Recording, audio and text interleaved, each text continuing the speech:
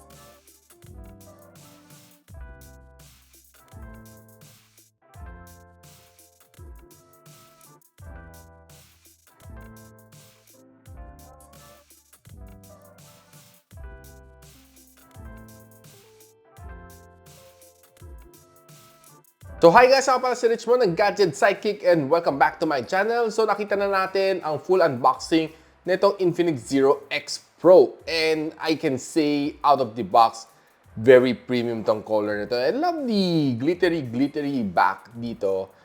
And it looks very premium, lalo na pag tinatamaan ng ilaw, nagkakaroon ng mga glitters. It really looks nice, lalo na when you may sunlight, or basta mga halogen bulb, pag tinamaan siya, mas maganda pa lalo itong likod na itong phone na ito.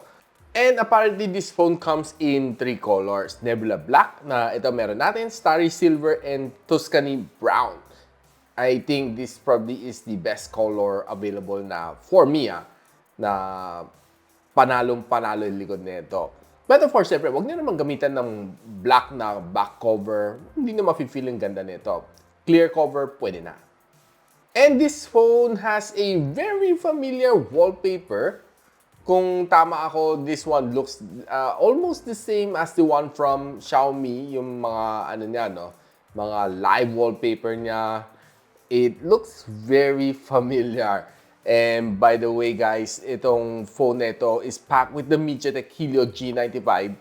It's the same chip na meron sa Infinix Note 10 Pro na 2022, and yeah, we're going to explore a little bit more about this one, kung ano meron nito, what's different with this one compared to the other one, and price niya is a little bit higher at 15,990 this time around. And nilaro naman natin itong phone nito for 3 weeks here in my studio, and I'm really happy with it. Okay naman siya in terms of multitasking, doing all the tasks na binigay ko sa kanya, maglaro ng games, and of course, watching videos and taking some pictures. Okay na okay siya. Hindi naman siya naglalag, walang problema. Together with its screen size na 6.67 na FHD+. And by the way guys, itong phone na ito has a 6.67-inch na AMOLED display. Super fluid display ang tawag sa kanya, 120Hz of screen refresh rate, 240Hz of touch sampling rate. Those alone, medyo a little bit better compared to the Note 10 Pro 2022 ni Infinix din. So, checking some benchmark, hindi naman siya nagkakalayo sa Infinix Note 10 Pro 2022 na this one was able to get a 345,000 points. Si Note 10 Pro 2022, nakakuha siya ng 367 dun sa isang review ko. And on this phone, nalang tayo ng videos on both Netflix and YouTube. Nag-enjoy naman ako. Despite 6.67-inch, hindi naman siya kalakayin, pero it's an industry standard. And what I like about this one is yung display is definitely a lot better compared to the Note 10 Pro 2022. This one has an AMOLED display. Black is blacker, mas matingkad, okay ang kanyang color, punchier. It's definitely a lot enjoyable watching videos on this one. Lalo ng mga dark scenes, it's really a lot better.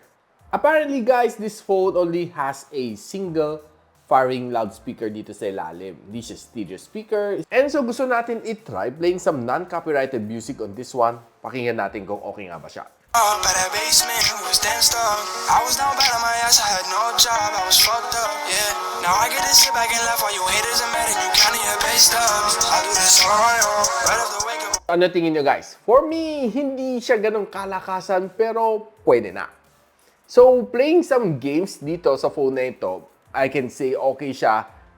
Hindi naman siya nagkakalayo in terms of performance with the Note 10 Pro 2022. Sarap naman ang kanyang gameplay. 120Hz ang kanyang refresh rate, 240Hz ang kanyang touch sampling rate.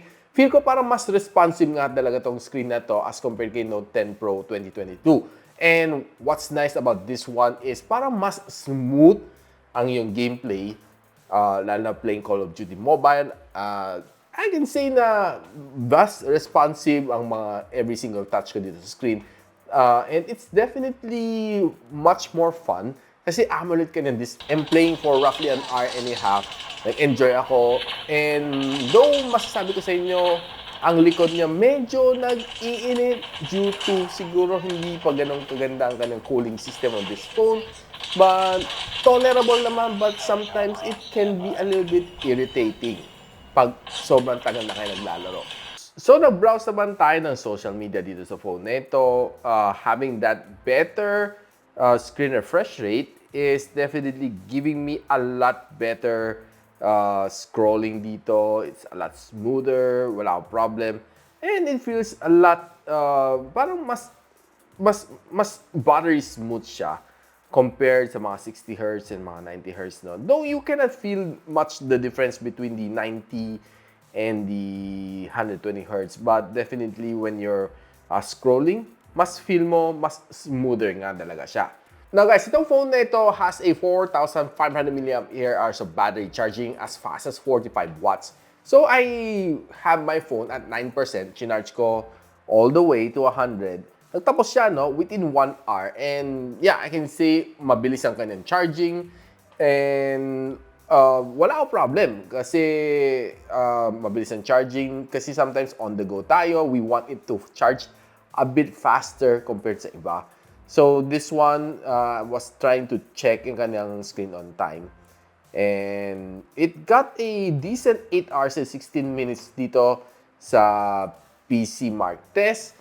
And well, using for 3 weeks dito sa aking studio, I can see na pagdating sa at the end of the day, starting the day at 8, roughly siguro ay tansya ko lang sometimes at around 3 or 4 nag-charge na ako on normal usage. Siyempre, FB, social media, taking some Zoom calls and video calls, and of course, a little bit of gaming, watching videos. Most of the time, half of the day, naka-Wi-Fi, half of the day, naka-mobile data. Roughly, I can say, kaya naman ng tumagal up to mga 5 to 6 o'clock on a little bit lesser consumption day. But on yung mga average usage ko, well, yeah, 3 to 4, nag-charge na ako. And one of the highlights dito sa phone na ito is ang kanyang camera. First time, nagkaroon ng 108MP na main sensor, si Infinix. And meron siya 8MP ng periscope lens, up to 60 times ang kanyang zooming capability. Kita natin dito 60x. Then, of course, 8MP ultra-wide lens. And of course, meron din siyang 16MP na front-facing camera. So, nilabas ko naman itong phone na ito, trying it on outdoors and indoors. I was quite impressed with some of the shots dito sa phone na ito. But not totally na-blown away ako sa mga qualities niya. There are some good ones, but there are some bad ones also here. And okay naman, Ang what I like about this one is okay siya mag-focus. Mabilis siya mag-focus. Was able to take in some really nice indoor shots, but of course, it's sometimes hit and miss. Not always na magandang shots, but not always na pangit naman ang shots. Of course, 108MP has its advantage. You get, of course, a bigger, pag zoom mo, mas klaro, unlike yung mga lower pixels, mas pixelated when you keep on zooming. This one, ang advantage ng 108MP, you can zoom to your heart's content. And checking some videos sa phone na ito, yung kanyang rear camera was able to take in some nice videos. Quite stable naman siya, hindi naman siya sobrang tagtag. And taking in some videos using the front camera, medyo mas matagtag. And sometimes, pagdating sa dark scenes, medyo dumidilim nga lang siya. But overall, it's very legit naman ang kanyang 100MP dito. You can really try to use this as your main vlogging device. Kayang-kaya naman ito. So guys, ano tingin nyo dito sa Infinix ZERO X Pro? Mas premium nga talaga siya o, well, just your average phone na costing you 15,990. Would you prefer this phone or would you opt for the Infinix Note 10 Pro 2022 na na-review natin, and I'll be posting the link there, up there, para pwede nyo panoorin din yung review para makita nyo yung comparison between the two kung sino mas pipiliin nyo between the two Infinix phone na recently na-review natin. But overall, there are some ups and some downs on this phone. Some upgrades, definitely the camera is better, the display is better, but the processor is still the same. Of course, pagdating sa gaming, pareho lang naman. But the Infinix Note 10 Pro 2022 has a bigger screen, but this one has the AMOLED display. So guys, kung gusto nyo malaman kung saan nyo pwede mabili ito, I'll pop it on the description box below. And if you like this video, don't forget to like, subscribe, and of course, click the bell icon para hindi nyo ma-miss ang mga future videos here sa akin channel. And so, ako pala si Richmond, and you're watching Gadget Sidekick. What's up?